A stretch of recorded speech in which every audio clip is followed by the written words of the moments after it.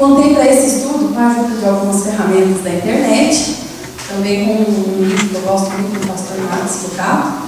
Então, durante esse estudo nós vamos ter algumas dessas ferramentas e algumas coisas que eu tenho aqui, depois pode ser de presente para quem prestar mais atenção no estudo.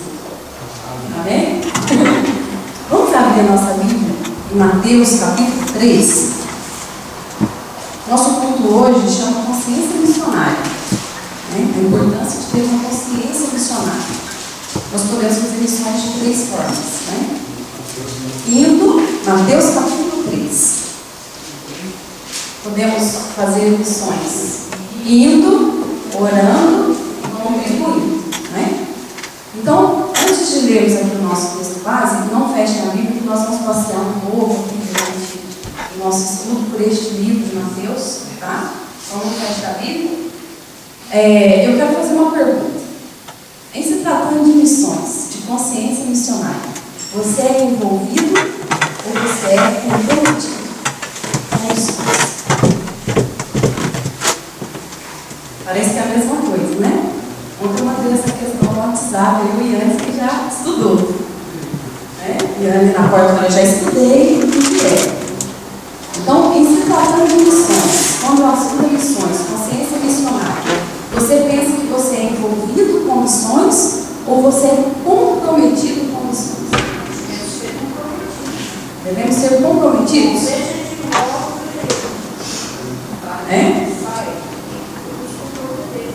O Esther acha que nós devemos ser comprometidos. Não, sim. No final, nós vamos ver quem que acha que é comprometido ou envolvido, né? Amém? Muito bem, Esther. Muito bem. Então fica essa questão aí para a gente responder no final. Se você é envolvido ou se você é comprometido. Ou se você acha que é envolvido e quer ser comprometido, ou você acha que é comprometido e quer ser envolvido e quer essa dúvida, porque a língua portuguesa é uma língua muito rica, né? Às vezes a gente ouve uma palavra, pensa que significa uma coisa, mas ela tem um significado muito mais profundo do que realmente ela está na mente, né? E dizer o dicionário é muito importante por isso. Porque às vezes a gente vê uma palavra e fala assim, eu sei o que é isso, mas eu não sei explicar o que é, né? Acontece que a gente está lendo um livro e você entendeu todo o sentido, mas se te perguntar, o que significa envolvimento? O que significa compromisso? A gente tem lá no dicionário de ajuda para descrever, não é? Então vamos lá, Mateus capítulo 3. Naqueles dias, vou falar do missionário fantástico, né? Do João, que Jesus, a respeito dele, disse que dos nascidos de mulher não houve um tão grande como ele, né? Naqueles dias, apareceu João Batista, pregando no deserto da Judéia, e dizia: arrependei-vos, porque está próximo o reino dos céus. Porque este é o referido por intermédio do profeta Isaías. Voz do que clama no deserto: preparai o caminho do Senhor, endireitai as suas veredas. No versículo 11, nós já vemos aí João, um pouco do seu ministério, e João pregando, ele sempre dizia: arrependei-vos, porque o reino dos céus está próximo. Arrependei-vos, porque o reino dos céus está próximo. E ele diz aqui no versículo 11, para aqueles que estavam ouvindo as suas mensagens, ele disse: eu os batizo com água para arrependimento, mas aquele que vem depois de mim é mais poderoso do que eu, porque deste eu não sou, é mais poderoso do que eu, cujas sandálias eu não sou digno de levar. Ele sim vos batizará com o Espírito Santo e com fogo. João aqui estava falando de quem? De Jesus, não é? E depois continua aqui a pregação de João e Jesus aparece, né? João continua sua mensagem enquanto Jesus vem chegando, né? E Jesus vem e fala: olha, João, eu quero ser batizado por ti. O João fala que não é digno, né? Mas Jesus falou: não convém que isso aconteça, né? E no versículo 16 diz assim: batizado Jesus, saiu logo da água, e eis que se lhe abriram os céus, e viu o Espírito de Deus descendo como pomba, vindo sobre ele. E eis que uma voz dos céus que dizia: este é o meu filho amado, em quem me comprazo. Né? Então João está vivendo essa experiência fantástica, né? De ter nascido com um propósito especial, João nasceu com um propósito especial. Nós sabemos que o nascimento de João Batista foi um nascimento sobrenatural, né? De uma mãe já idosa, de um pai idoso também, né? Nós sabemos que pelo pai dele ter duvidado do nascimento dele, o pai ficou mudo, né? Não foi assim? Vocês estão olhando para mim muito sério, gente. Não foi assim? O pai ficou mudo durante todo o período da gestação, né? Não sei, eu acho que foi um pouquinho de sorte com a esposa, né? Foi azar dele, teve que ouvir ela o tempo inteiro, né? Deus trabalhou duplamente na vida de Zacarias, né? E mulher grávida não é fácil, ora chora, né? João Batista, aquieta-te aí. Senão tem um presente aqui que sobra para você. E foi um nascimento sobrenatural, né? E a família foi avisada de que o nascimento dele seria algo do Senhor.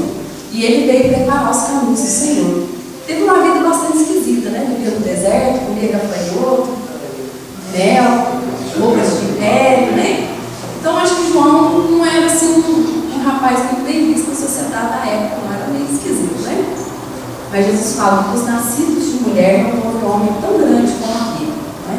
Um missionário da época, arrependei-vos, arrependei-vos. Pregava para os pobres, pregava para os ricos, né? Para os pobres, às vezes, ele não falava mais de amor, para os ricos ele batia mais, né? Olha, está errado isso que você está fazendo aí, né? Para Herodes. Isso custou para ele algo muito precioso, foi sua própria vida, né? Então, João viu isso tudo, batizou Jesus, do céu abriu, este é o meu filho amado, em quem com prazo. João ouviu Deus falando, né? Viu o Espírito Santo em forma de pomba, vindo sobre Jesus, né? E no capítulo 4, fala que a seguir a isso, Jesus foi para o deserto ser tentado, né? E ficou lá 40 dias, e nesse intervalo, João é preso. No versículo 12 de João 4 diz assim: capítulo 4, versículo 12. Ouvindo, porém, Jesus que João fora preso, foi lhe visitar na prisão. Está isso? Não. Ouvindo, porém, Jesus que João fora preso, retirou-se para a Galileia. João 4, 12. Então, Jesus recebe a notícia que aquele que vinha para pregar a sua chegada, né, eram primos. João foi preso e Jesus retirou-se para a Galileia. E fala que Jesus continuou pregando. Você sabe que Jesus continuou pregando? No versículo 16 diz: e o povo que jazia em trevas viu grande luz, e aos que viviam na região e sombra da morte, resplandeceu-lhes a luz. E daí por diante passou Jesus a pregar e a dizer: arrependei-vos, porque está próximo o reino dos céus.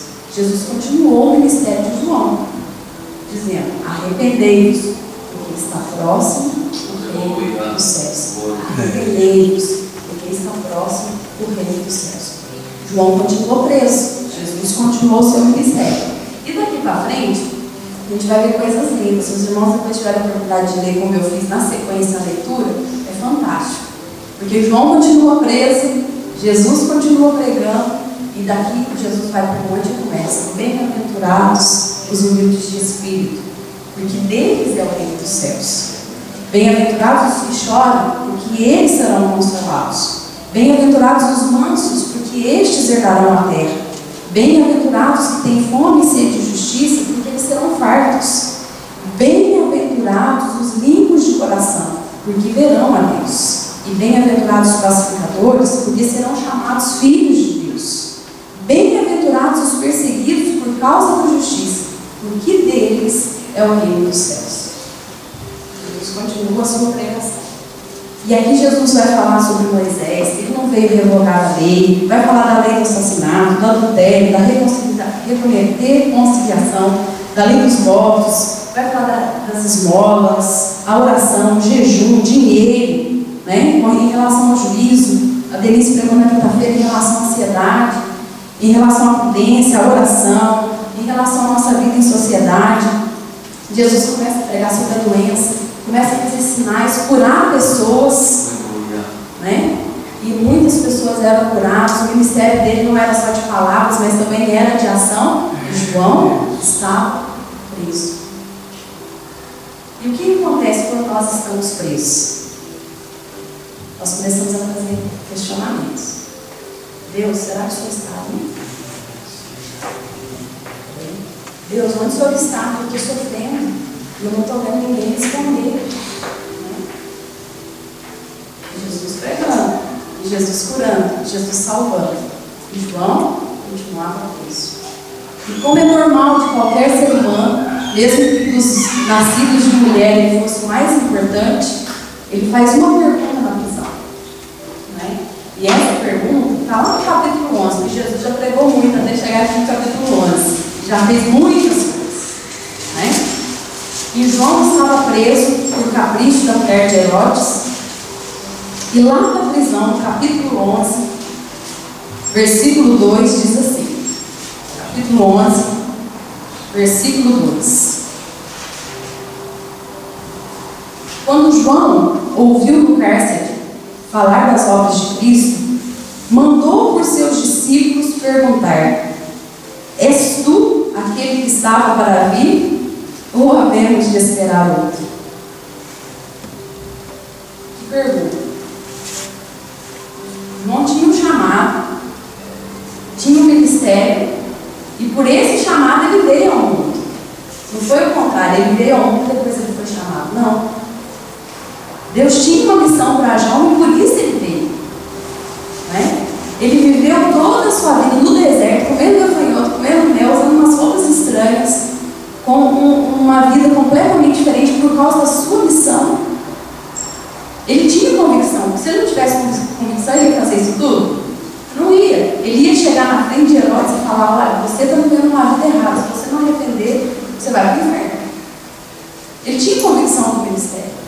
E depois ele vê Jesus, batiza Jesus, vê o céu se abrir, ouve Deus falar: esse é meu filho amado, em quem eu me comprazo. Mas ele ficou muito tempo preso. Ficou um tempo preso, né? Alguém fica preso no banheiro? Alguém já ficou preso no banheiro? 5 minutos é uma eternidade. Eu um dia fiquei presa no banheiro com o anjo 2 horas e meia. 2 horas e meia, o tempo que o Xande veio com o alvo para a igreja, nós entramos para tomar banho, não sei o que ele fez na chave, a gente não conseguiu sair. Né? Então eu tive que ter muita criatividade, porque não tinha jantado ainda. Né? Entrei para dar banho nele e a gente não conseguiu sair. Quando o Xande chegou, ele encontrou a gente no mesmo lugar que ele tinha deixado. Sem telefone, o telefone tocando lá de fora. Né? E agradeci a Deus, porque o nosso banheiro tem janela. Que se fosse no outro, eu tinha ficado mesmo desesperado. Né? Mas nosso banheiro tem janela. Nós fomos presos 2 horas e meia. Quem já ficou preso no elevador também sabe o que é desespero. Agora imagine ficar preso na prisão de Herodes. Né? Principalmente por capricho de uma mulher. Eu, se tivesse ouvido essa pergunta, se eu fosse Jesus, se tivesse ouvido essa pergunta de João, eu tinha ficado chateado. Eu falei assim: o que é isso, João? Nossas mães se conheciam antes da gente nascer. Você sabe para que você veio, você sabe por que ele veio. Você merecia comer mais gafanhoto. Estou mesmo chateado contigo. Né? Quando o João faz essa pergunta, quando os discípulos, né, lá perguntar. Pergunta para Jesus se ele era mesmo que haveria de vir ou se eu ainda tenho que esperar outro. Porque João ansiava por liberdade. E a resposta de Jesus nem foi chatear, nem xingar João, né? Então Jesus fala: e Jesus respondendo disse: ide e anunciai a João o que vocês estão ouvindo e vendo. Os cegos veem, os coxos andam, os leprosos são purificados, os surdos ouvem, os mortos são ressuscitados, e aos pobres está sendo pregado o evangelho. João podia responder da prisão. E, que é o que a gente faz às vezes, João entendeu. Sabe por quê?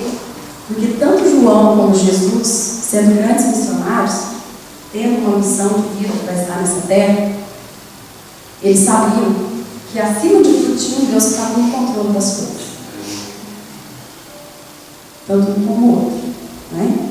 Então é aqui que nós vamos começar a nossa mensagem. Porque deles é o reino dos céus. Você está envolvido ou você está comprometido com o que diz respeito à obra missionária? Né? Deus não ficou chateado com João. Nem Jesus ficou chateado com João. Né? Por quê? Porque João, mesmo sendo muito especial, era humano. E Deus ouve a oração de um coração sincero. Por mais errado que tivesse o questionamento de João, hoje nós entendemos, porque nós estamos olhando o que era a cabeça montada. Mas João não. Então, quando ele fez essa pergunta, Jesus não ficou chateado. Jesus só falou: olha, vão lá dizer ao João: os coxos andam, os paralíticos são curados, os cegos veem, os surdos ouvem, e que os mortos estão sendo ressuscitados. Amém? Então, Jesus estava querendo dizer para João: olha, digam para João ficar tranquilo que o reino de Deus está sendo inaugurado. Ele fez parte do plano, eu faço parte do plano, e agora está começando toda a história. Né? E esse reino de Deus é um reino bastante interessante, porque ele é um reino singular, ele é um reino invisível, e ele é um reino que tem 3 aspectos importantes. Né? Ele é um reino invisível, e isso chocou muito aquela época, porque eles esperavam um Messias que viesse rico, que salvasse toda a situação política, econômica, financeira. Né? E Jesus veio, como está aqui dizendo para João, olha, diz para João que os pobres estão recebendo o Evangelho. Então veio confundir tudo que eles esperavam num grande Salvador, num grande Messias. E esse reino tem 3 características muito especiais. O primeiro é que esse reino é o reino onde os rejeitados são aceitos. Para Jesus, o mais rejeitado da sociedade é sempre visto como um tesouro. Ele sempre vê o mais indigno aos nossos olhos como uma grande pedra preciosa, que precisa de uma lapidação, mas ele vai cuidar. Né? Então essa é a primeira mensagem do reino de Deus. Né? Eu tenho aqui uma coisa que eu trouxe para mostrar para vocês.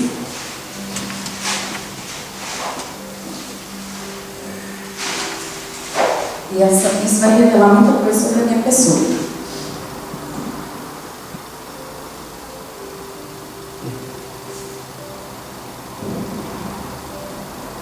Os irmãos conseguem ver? Essa blusa era minha. Então a primeira coisa que ela revelava que eu era bem mais magra. Os lombadinhos, só as meninas que podem. Vocês não têm direito de ir, não, só as meninas. Primeiro, essa blusa era minha.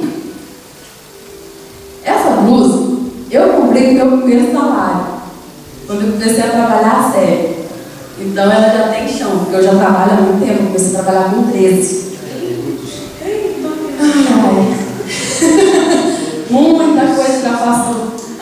Estou com 38, os irmãos fazem a conta, nem sei. Se tivesse tudo registrado, eu já estava aposentando, né? Que delícia. Né? Então essa blusa eu comprei no meu primeiro salário. E você sabe que no Brasil o negócio é feio, eu não sei, eu não lembro agora, mas eu acho que eu comprei em prestação. Não deve ter sido à vista, não lembro o preço dela. O que isso tem de especial para mim? Nem etiqueta tem, olha, nem sei. Marca não tinha, né? Claro, obviamente. Então, essa blusa, por que essa blusa eu nunca desfiz dela? Não é por apego não, viu gente? Não é por apego não.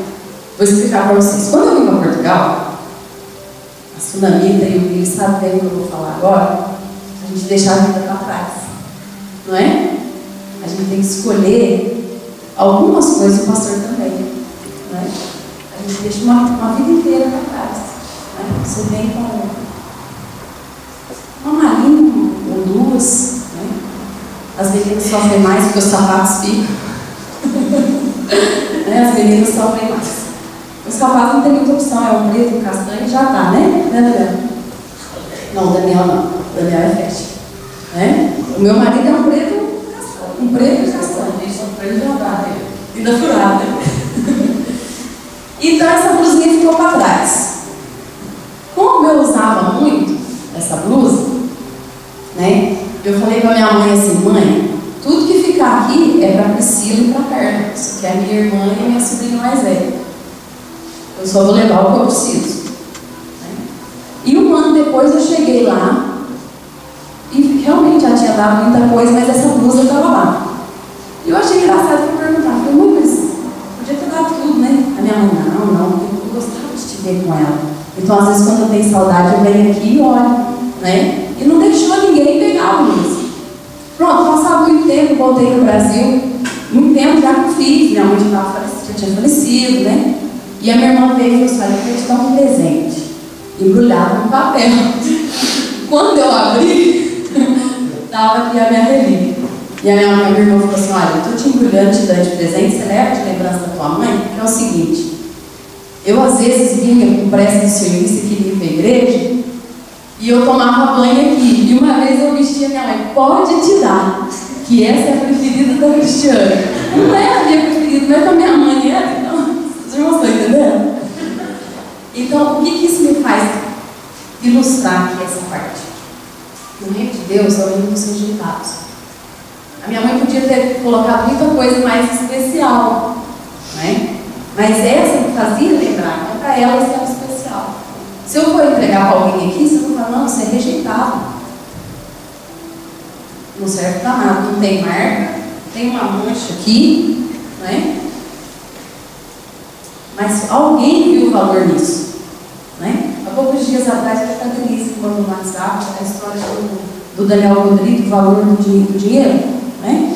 Se a gente pega uma notinha de R$100 e amassa, ela continua sendo R$100. Se a gente joga no chão e pisa, ela continua sendo R$100, né?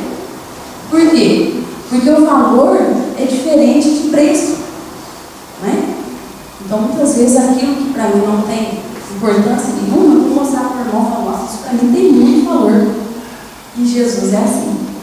Por mais rejeitado, por mais que seja um pano velho, não precisa ser muita qualidade, manchado, mas é algo que para alguém tinha valor. Então é assim que Jesus nos vê, né?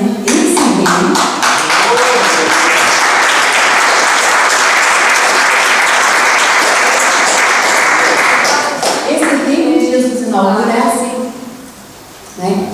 Então às vezes você está passando e alguém fala assim: você nunca vai ser ninguém, você nunca vai dar em nada, né? No domingo passado a gente estava no caminho e o Daniel no carro fez um comentário com a Paulinha, né? Como o Daniel chegou da igreja, né?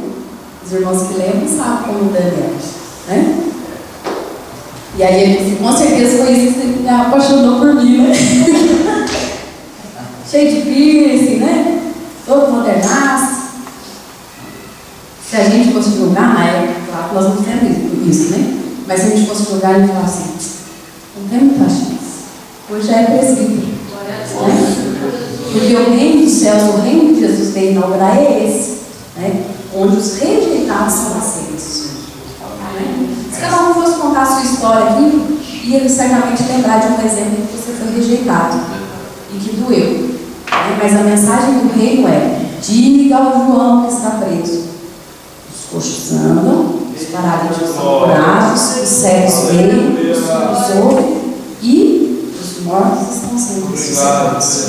Amém? Ninguém aqui é acidente, né? O plano de Deus é um motivo de alegria para cada um de nós, porque Deus não classifica nenhum de nós nem pelo nosso salário, nem pelo nosso físico, pela forma como nós somos, como nos vestimos. Para Deus isso não serve de nada, né?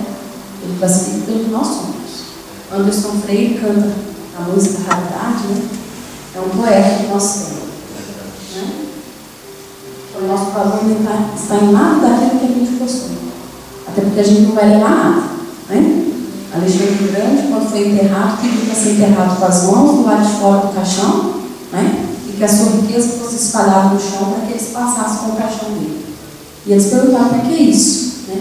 Ele: para mostrar que quando morre, a gente não leva nada, por isso as mãos do lado de fora do caixão, e que nem as riquezas vão também. Então, aquilo que nós somos é o que é realmente importante. Segunda coisa que esse reino peculiar de Jesus vem dizer é que os mortos são ressuscitados. Que alegria, né? Os mortos são ressuscitados. Quem já perdeu um ente querido aqui sabe que vontade que a gente tem de fazer uma oração e ali a pessoa ressuscitar, né? Acho que o mais próximo nosso aqui foi há pouco tempo com a irmã Eliana, né? A gente vendo aquele sofrimento, a nossa irmã passando por tanta luta, e a nossa vontade era chegar aqui, né? Fazer uma oração e a Eliana levantar, né? E estar com a gente. Mas não é possível. Jesus pode fazer? Pode, tem muitos testemunhos aí nesse tempo de pessoas que morrem e são ressuscitadas. Mas Deus faz como Ele quer, na hora que Ele quer e do jeito que Ele quer. Né? Mas o que é mais importante, é que a Eliane naquele dia que ela já estava viva. Nós é que não conseguimos ver com os nossos olhos humanos. Né? Porque naquele dia, ela na verdade ressuscitou. Né? Então, para quem serve Jesus, para quem entende essa chamada do reino, arrependei-vos porque o reino dos céus está próximo, lembra muito dessa situação, né? Os mortos serão ressuscitados. Eu gosto muito de ler em crônicas, em reis, que a gente lê lá a história dos reis, depois no final fala assim, e andou e viveu com Deus, né? E andou com Deus, e morreu, e foi sepultado junto dos seus pais, né? E morreu e andou com Deus, e viveu com Deus e andou com Deus, morreu e foi sepultado com seus pais.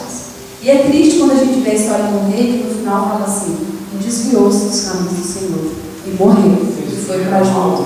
Fez o que era mal aos olhos do Senhor, e morreu e foi sepultado com seus pais. Esses que a gente lê essa história, fala, e desviou-se dos caminhos do Senhor, e fez o que era mal. A gente lembra das histórias deles? Não. Não faz diferença. Por quê? Porque fez o que era mal. Né? Quando a gente fala em Hitler, que lembrança que a gente tem? Massacre, morte, maldade. Né? E desviou, e morreu, e foi enterrado com seus pais. E a gente não ouve ninguém falando em palestra motivacional ou em histórias assim, usando Hitler como exemplo, a não ser que seja por mal como eu estou fazendo agora. Né? Por quê? Porque morreu e não deixou legado nenhum. Então, quando Jesus vem inaugurar esse reino, e ele manda o recado para João, e ele manda dizer os mortos são ressuscitados, né? Ele queria dizer coisas como eu vou tentar explicar e quero ler uma história para os irmãos. Eu vou contar a história de dois homens que fazem parte da história. Alguém já ouviu falar em Robert Ingersoll? Alguém já ouviu falar? Nem eu.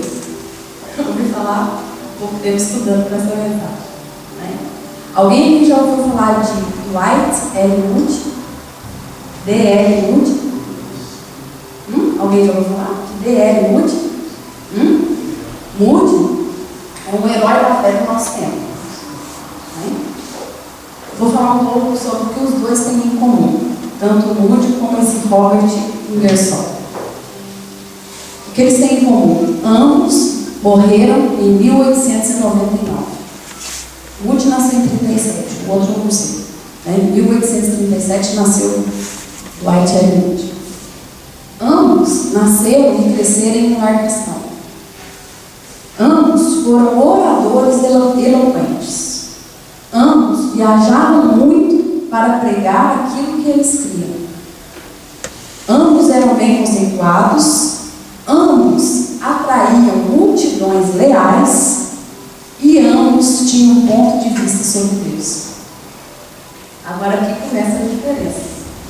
Vou falar das diferenças, tá bom? Ingersoll. Quem era esse Robert Ingersoll? Ele era agnóstico, né? Tinha um segmento naturalista, pregava o naturalismo, ou seja, tem que viver o que for aqui, a vida é essa, quando você morrer acaba, então vive bem, come bem, faz tudo que você tem vontade, porque a vida é isso. Né? Não acreditava na eternidade e da Bíblia, ele falava que a Bíblia era uma fábula de mentiras. Isso é o que nós sabemos do ponto de vista que ele tinha sobre Deus. Tá? E Moody, né? Sobre a história de Moody eu tenho mais detalhes irmãos. Moody cresceu num lar cristão, uma família com algumas dificuldades. Então, muito novinho, ele foi enviado com um tio, né? Que era sapateiro, para ele trabalhar na sapataria do tio, para viver também, ter uma forma de sustento, que a família era grande, então a forma que a família tinha na época dele não passar dificuldades, né? Então, mandou ele para junto do tio, que era sapateiro, e ele foi ajudar o tio. E o tio falou: olha, ele pode conviver comigo, mas com uma condição: tem que frequentar a igreja. Se ele não for assíduo na igreja, eu devolvo ele. Aí, se a gente for questionar, a gente pensa assim: às vezes não pode ser radical, né? Mas o pastor Jeremias Pereira, numa das mensagens dele, falou uma coisa interessante que me impactou. Ele fala assim: olha, aquele texto que fala livre aqueles que estão sendo levados para o inferno, é isso, é quando você vê a pessoa ir por um caminho difícil, é você falar: olha, hoje eu quero você comigo. E a gente impor também, porque o mundo impõe, o diabo impõe, porque nós não podemos impor, né? E eu tive uma experiência recentemente nesse sentido, de uma pessoa que eu gosto muito, também com um caminho meio complicado, e eu falei: olha, eu vou num congresso um dia, pai, você vai comigo. Ah, não vou, mas desculpa, não quero saber o que eu falei. E no último dia do congresso, essa pessoa abraçou chorando e falou assim: Cris, muito obrigada. Tudo que foi falado aqui, eu precisava ouvir. E continuar nos caminhos. Não é? Então, muitas vezes nós temos que fazer um sacrifício. Isso eu estou falando de uma experiência que correu bem, mas eu sei de outras que comigo não correram bem, que eu poderia ter insistido mais, poderia ter puxado mais. Né? Tá? Então, Moody veio para casa do tio com essa condição de frequentar a igreja. E um dia na escola bíblica, o professor que havia preparado, né, uma aula com bastante dedicação, que a gente falou para esmerar-se para fazer, né, deu a aula de uma forma tão, né, gostosa de ouvir, que Moody aceitou Jesus e entregou sua vida a Jesus. E a história conta que daquele dia em diante, eu penso que ele tinha 13 ou 14 anos, ele foi um dos maiores evangelistas do século XIX. Quando Moody iniciou a sua vida como professor de escola dominical, ele tinha 650 pessoas nas suas classes. Cresceu de uma forma tão grande, tão grande, tão grande pela dedicação desse homem, que outras igrejas, por isso que a gente não prega nome, né? É o reino, Jesus está falando, é o reino que está sendo inaugurado. Outras igrejas se uniram para enviar professores para dividir as classes de escola dominical, porque eles sozinhos não conseguiam. Então vinham professores de outras igrejas para auxiliar. Então, tendo tanta necessidade, ele criou o Instituto Moody, que existe até hoje. Né? Criou um seminário, pela tal dedicação que ele tinha, o sapateiro. Né? E ele dedicou sua vida a esse rei ressuscitado. A Bíblia, para ele, não era vista como uma fábula de mentira, como o outro, mas era vista como uma esperança para a humanidade. A cruz, para Moody, a cruz de Cristo era o ponto central da história. Suas mensagens ele falava antes da cruz e depois da cruz. Eu sou uma pessoa antes da cruz e depois da cruz. Você é uma pessoa antes da cruz e depois da cruz. E se você não viveu a experiência de depois da cruz, é preciso vivê-la. Porque quem aqui já viveu a experiência do antes e do depois sabe a diferença. Né? E Moody deixou um legado de escolas, instituições, igrejas e vidas transformadas. Dois homens, dois extraordinários oradores, dois líderes influentes. Quanto a Deus? Um amou e aceitou, e o outro rejeitou. Odiou e rejeitou. Aí sabe o que é interessante aqui? É a hora da morte. A história conta que esse senhor Robert Ingersoll, quando morreu, ficou vários dias morto dentro de casa porque a sua esposa, desesperada, não queria se separar dele. E depois teve mesmo que ser, né, com Autoridades de fora, policiais e médicas, que ele foi retirado e foi sepultado. Por quê? Por causa da saúde da família, não vai ter um homem morto dentro de casa no X. Tal desespero, por quê? Porque ele viveu bem, ele comeu bem, ele fez tudo o que ele quis. E como ele sempre pregou, tudo acabou ali. Não havia esperança na eternidade. Por isso o desespero da esposa em separar-se dele. E por isso por vários dias apodrecendo em casa. Final triste. Sem esperança nenhuma. Eu não vou conseguir contar para os irmãos os detalhes do que Moody disse, por isso que eu trouxe aqui um livro. Eu lembro para os irmãos o que aconteceu na noite em que Moody morreu. Tem aqui no livro.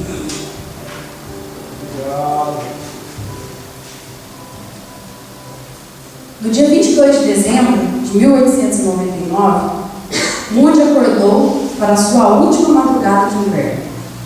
Tendo ficado cada vez mais fraco durante toda a noite, ele começou a falar muito pausadamente. E ele disse assim, estava o filho do lado dele na cama, e ele disse assim: a terra se distancia e o céu está se abrindo diante de mim. O seu filho, que estava perto, aproximou-se do pai e ficou ao seu lado, de mãos dadas com o pai, e perguntou: papai, você está sonhando? Não, meu filho, não é um sonho. É lindo, não consigo descrever. Se isso é a morte, é algo muito doce. Olha que lindo, né? E disse: Deus está me chamando, é a minha hora de ir. Filho, por favor, não me chame de volta. A essa altura, a família se reuniu ao seu redor. Momentos depois, o grande evangelista morreu. Esse não foi o dia da sua morte, foi o dia da sua coroação. Um dia em que há muitos anos ele havia desejado que chegasse. Agora ele realmente estava com o Senhor. No funeral de Moody, refletiram a mesma confiança. Não houve desespero. Os entes queridos se reuniram para cantar hinos de louvor num culto triunfante de viagem para o lar. Alguns se lembraram das palavras que o evangelista havia falado antes em Nova York, naquele mesmo ano. Olha o que ele falou no último culto que ele pregou, não é? Algum dia, ele pregou e disse assim: algum dia vocês vão ler nos jornais que Moody morreu. Não acreditem numa só palavra disso, porque naquele momento eu estarei muito mais vivo do que agora. Eu nasci segundo a carne em 1837 e nasci pelo Espírito em 1855. Porque o que é nascido da carne pode morrer, e o que é nascido do Espírito viverá para sempre. Aleluia! Amém?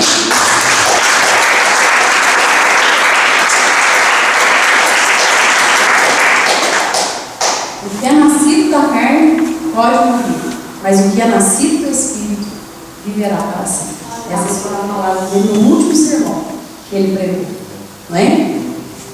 E então, Jesus olha nos olhos dos discípulos. João estava preso. Tinha esperança para João sair dali?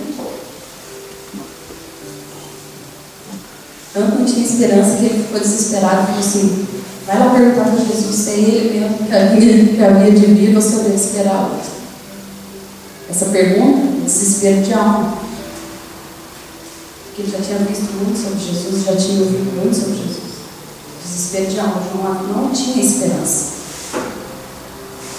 Já estava ficando preocupado, já estava ouvindo. Imagina, ele estava ali, já estava ouvindo: olha, está chegando o dia da festa, parece que eu ouvi que a tua cabeça que vai na bandeja. Não é? Então, desespero de João.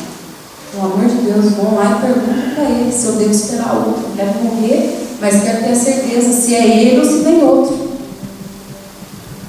E Jesus manda dizer: João, os mortos são ressuscitados. Eu fico imaginando a cara de João quando recebeu essa notícia dos discípulos. E até mesmo ele, que abriu o caminho, não entendia como o reino seria inaugurado. Então, quando Jesus manda essa mensagem, ele fala assim, eu fui morrer, mas há esperança para mim. Glória a Deus. Há esperança para mim. E o terceiro ponto desse reino que nós pegamos, né? Que deles é o reino dos céus, esse reino que é inaugurado por Jesus. O terceiro ponto é que o Evangelho é anunciado aos pobres. Isso aqui é muito interessante. Quando fala que o reino é anunciado aos pobres, o reino é anunciado aos rejeitados, né? Aos que não eram aceitos pela sociedade, aquele que não tinha valor nenhum. Por isso que Jesus muitas vezes foi mal visto, né? Quando os grandes faziam banquetes, né? Eles se uniam lá entre os seus, e só os que tinham aquela posição na sociedade, da elite, eles estavam ali, que eram convidados. Então, inclusive, tem uma parábola que fala que o Senhor preparou um banquete, enviou convites, e ninguém veio. Então, ele já estava tudo preparado. O que ele falou? Os servos, sai pelas ruas, sai pelas praças, vai pelos becos, pelas casas de prostituição, né?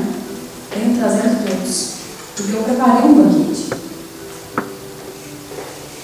E falo que só um é que não entrou. Qual é o que não entrou? É o que vinha sujo? É o que vinha doente? É o que vinha com lepra? Era o que vinha com uma vida bagunçada? Não. Era o que não tinha as vestes iniciais. Só esse aqui que era oferecido gratuitamente pelo dono do banquete. Então, todos que chegavam, né? As mulheres ficam muito emocionadas quando a gente vê aqueles programas de televisão que faz transformação nas pessoas, né? Que entra. Esses dias eu estava assistindo um programa com o Xande, a mãe mandou consertar a filha dela, porque a mulher tinha sofrido muito, né? Batalhava para pegar os filhos, não tinha tempo para ela. Aí o apresentador do programa levou, ficou acho que um mês, sei lá quanto tempo lá. E quando a filha entrou no palco, a mãe falou assim, não é essa minha amiga? Não conhecia a filha. Aí a menina falou, sou eu, mãe, agora eu ouvi tua voz, é você mesma. De tão diferente que ela ficou. E é isso que Jesus faz, não é? Ele pega, tira toda a imundície, toda a sujeira, tira todo o pecado, lava, limpa, põe vestes nupciais, põe anel no dedo, põe sandália nos pés, né? Fala bem, sempre vamos comer, vamos cear, vamos reunir aqui, vamos ficar aqui juntos. Então esse evangelho é anunciado por Jesus. E é bastante interessante que muitas vezes a gente tem dificuldade de explicar a questão da graça, né? E eu, há poucos dias eu estava sentada à mesa e o Álvaro é meio desesperadinho. Pegou o sumo e bebeu, né? Eu falei, olha, era um copo para cada um, tua parte já foi, né? E mantive sério. Mas eu estava vendo ele engolindo seco. E coração de mãe é dureza. Eu falei, não, ele vai engolir seco mais um bocadinho. É por isso que Deus muitas vezes deixa a gente sem resposta. Ele está falando, o senhor está em silêncio, né? Não vai engolir seco um bocado aí que você está merecendo, né? E aí começou a comer. Eu olhei pro Xande, o Xande olhou para mim, tipo, né? Vou pegar um copo d'água, né? Eu dei sinal assim. E ele ficou quietinho, porque eu falei que o sumo era para depois, desobedeceu. Agora vai ficar sem sumo. E o irmão do lado, uma bênção, fazia assim, eu ainda tenho sumo, né?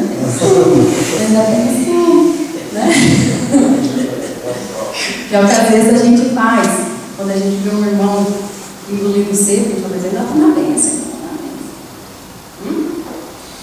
E o irmãozinho está provocando, né? Aí eu falei, Senhor, me dá sabedoria, porque se eu der alguma coisa para ele beber agora, eu vou estar tirando minha autoridade do marido que tinha acabado de falar, né? Aí ele falou, dá sabedoria, dá sabedoria, dá sabedoria. E então, eu falei, filho, vou te explicar agora o que é graça. Você sabe o que é graça? Você sabe quando a gente fala que foi pela graça de Deus que nós fomos salvos? Então agora eu vou te explicar o que é graça. Você merece sumo? Não. Por que você não merece? Eu não mereço tudo porque eu desobedeci e bebi antes da hora. Então agora eu vou explicar o que é graça. Peguei o meu copo cheio e coloquei no copo dele. E fiquei assim. Ele falou, mas a senhora vai ficar sem? Eu falei assim, a graça é isso. É um favor que você não merecia. Então, a partir de agora, começa a aproveitar a graça. Né? Aí ele ficou parado, olhando. Aí eu olhei pro chão e depois que ele saiu junto. Hoje eu entendi o que era graça.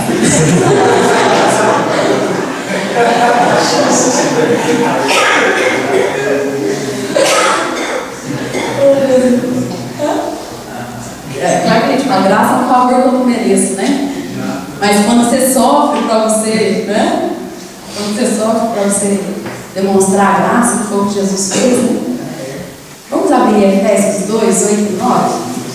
Esse é um texto que todo cristão deve saber de cor. Porque quando a gente vai pregar o Evangelho, tem alguém que diz assim.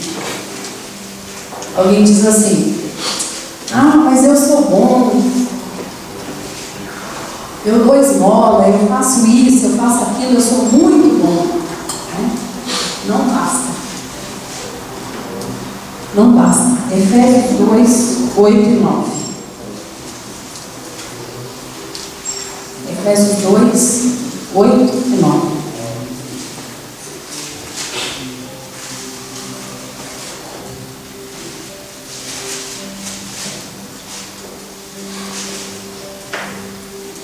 Posso ler? Porque pela graça sois salvos, mediante a fé, e isso não vem de vós, é dom de Deus, não de obras, para que ninguém se glorie. Paramos aqui. Porque pela graça sois salvos, mediante a fé, isso não vem de vós, é dom de Deus, não de obras, para que ninguém se glorie. Então, boas obras acompanham aquele que já é salvo, mas as boas obras não levam ninguém ao lugar nenhum. É pela fé, e é pela graça, é o favor que eu não mereci, você não merecia, nenhum de nós não merecíamos, mas Jesus está esperando. Ele tem a mesa arranjada e tem sumo para repartir para todo mundo, mesmo que a gente não merecesse, não é? Quem a gente já perdeu o avião dentro do aeroporto, sabe como é que é difícil, né? Às vezes, a gente perde o avião dentro do aeroporto. Uma vez eu quase perdi o avião dentro do aeroporto. Porque quando eles falam check-in fechado, aí você ainda pode questionar, mas moça, o avião ainda está parado ali. O avião está ali, mas você não vai andar. Não é assim? É assim. Chega lá, agora o check-in fechado. Não dá mais para revisar suas malas, a tua documentação. Está fechado, está fechado. Você vai olhar lá e ver o teu avião lá. E se desse para o avião aí na janelinha, ainda fazendo tchau. Aí você fala, por favor, eu sei que eu não merecia, mas deixa eu entrar. Não, o avião está ali, não decolou ainda, mas você não entra. Deve estar lá no aeroporto passado disso. Você não entra. Então, isso é graça. E isso significa que o Evangelho está sendo anunciado aos pobres. Você chegou atrasado no aeroporto, o avião ainda está lá e o check-in já fechou? Não tem graça. Não tem graça. Você já perdeu, pastor? Não tem graça nenhuma. Né? Por quê? Porque eles não deixam mesmo. E no reino dos céus? É a mesma coisa. É a mesma coisa. Então você tem um tempo para se organizar na viagem. Você tem um tempo para decidir o que você leva na sua bagagem. Você tem um tempo para chegar em determinados lugares e fazer determinadas coisas. Mas vai chegar um momento que pode já não dar tempo. E é por isso a importância de já estar com tudo organizado, com a viagem organizada, saber com quem é que você vai.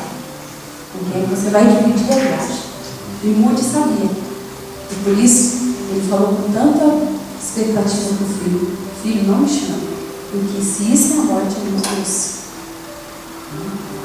Já estava vendo o avião passando pelo check-in, já tinha passado o raio-x, e eu não quero voltar, eu quero ir.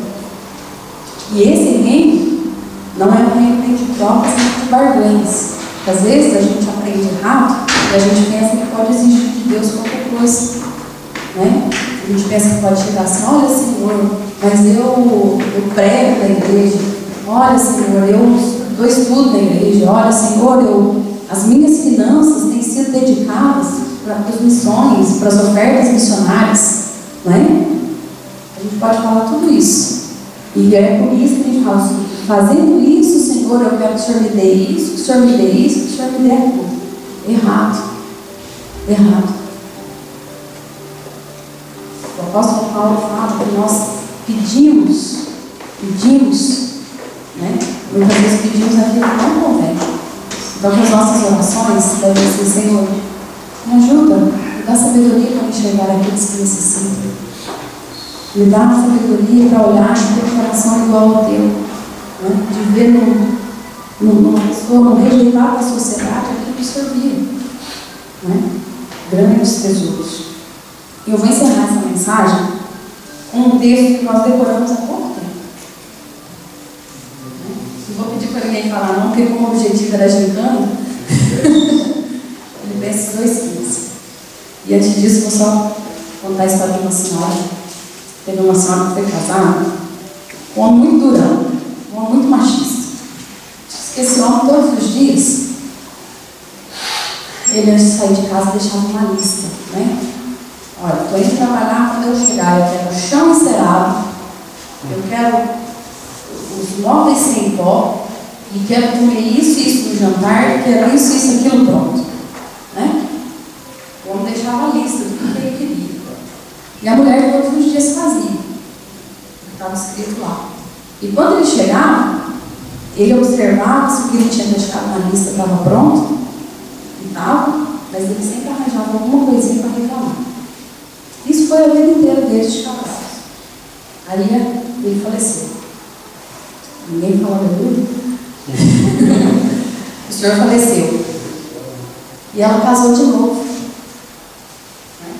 A senhora casou de novo.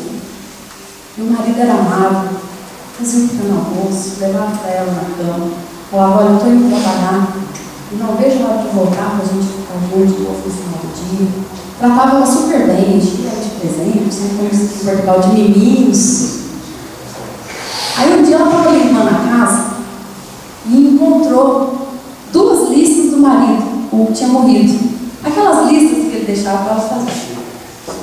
E ela começou a ler aquela lista e começou a chorar. E começou a chorar e disse assim: antes eu fazia tudo porque era obrigada. Hoje eu continuo fazendo tudo que está aqui na lista, mas hoje eu faço por amor. Né? Então, é a grande diferença. Muitas vezes a gente vem na igreja porque a gente se sente obrigado. Como esse culto é um culto de consciência missionária, muitas vezes nós fazemos coisas que nós nos sentimos obrigados. Eu vou porque eu não vou deixar o pai sozinho. Mas a minha vontade hoje era estar no parque, olha que manhã bonito, né?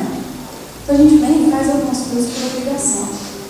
Mas se a gente olhar o noivo que nós temos, nós somos a noiva. Jesus é a noiva.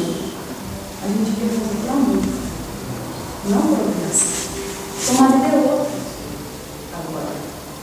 Antes, no passado, muitas vezes a gente não fazia por obrigação. Nós fomos ensinados a ter rituais, a ter isso e aquilo. Mas hoje não. Hoje é por amor. Né? Filipenses 2. Alguém lembra de qual aí? Filipenses 2,15. Ei, João. Eu vou começar e vou ver se o João continua. No 14 fala: fazei tudo sem murmuração nem contenda. E no 15, que era que a gente tinha decorado, é: para que vos torneis irrepreensíveis.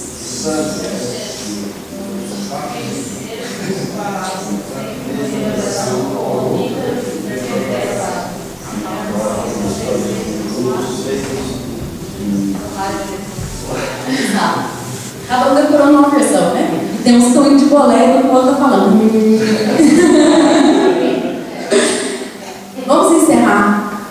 com esse texto? Para que vos torneis irrepreensíveis e sinceros, filhos de Deus inculpáveis, no meio de uma geração pervertida e corrupta, na qual resplandeceis como luzeiros no mundo. Foi para isso que nós somos chamados. É difícil pregar de missões depois de uma aula do pastor Samuel, né? É difícil. Então, nós somos luzeiros no mundo. Nós trazemos luz para o mundo em trevas. E agora, vamos explicar o que é comprometido. Eu vou chamar o pastor aqui. É o pastor que eu passo. Já vou chamar o pastor.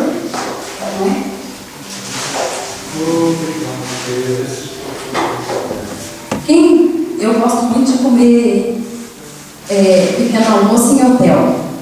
Porque no hotel tem coisa que a gente não faz em casa, né? Eu fui viajar com a Denise há pouco tempo. Falei, Denise, vamos me levantar meia hora mais cedo para a gente comer ovo, bacon e mais não sei o quê. Porque a gente faz aqui em casa é pão com manteiga, não foi, Denise? E a gente nem maquiou nada, nem com o cabelo, nós só. Eu fiquei até com vergonha, porque depois o patrão veio sentar na nossa mesa e eu e a Denise parecia o Carlos. Não, mas em casa a gente não come bem no dia do almoço, o resto do dia passa. Exatamente, tem isso também. Mas tirando aquele. Não, o senhor não estava no mesmo hotel que a gente lá em Londres. O pequeno almoço em Londres serve feijão. Feijão encarnado. Com açúcar. Feijão. Tipo feijão carioquinha lá no Brasil, só que doce. Do pequeno almoço. Mas aí eu e a Denise fizemos um pratão e depois eu fiquei até com vontade de falar assim, não, esse prato não é nosso, não, é do rapaz que Então, bom, a gente gosta desse pequeno almoço, né? Capuchado, com ovo, com bacon. A gente normalmente não faz isso em casa, não tem tempo, né? Mas é gostoso. Então, imagina que agora nós fôssemos servir um pequeno almoço de hotel, né? Com ovo, com bacon, tá. Isso ilustra bem o que é compromisso e o que é envolvimento.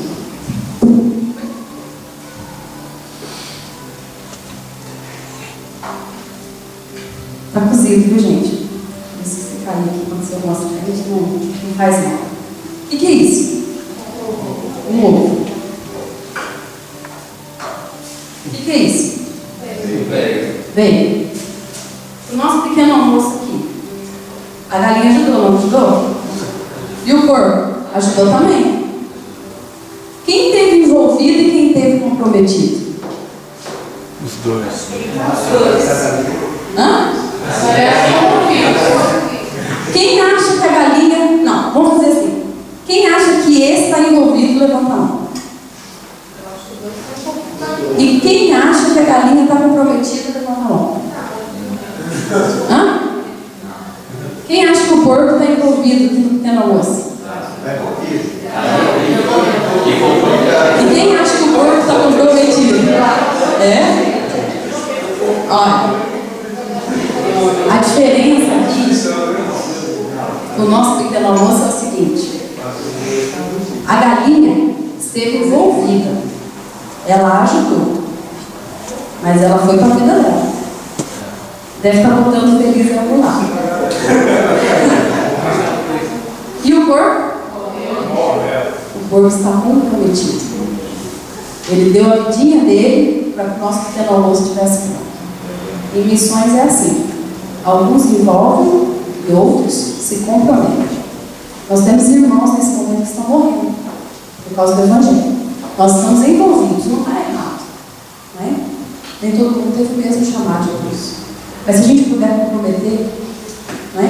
Afinal de contas, essa vida já não é nossa. Não é? Segundo a Bíblia, nós já estamos mortos dos nossos pecados. Não é? Dessa vida que agora a gente vive é dele. Então esse deve ser o nosso compromisso. Amém? Amém.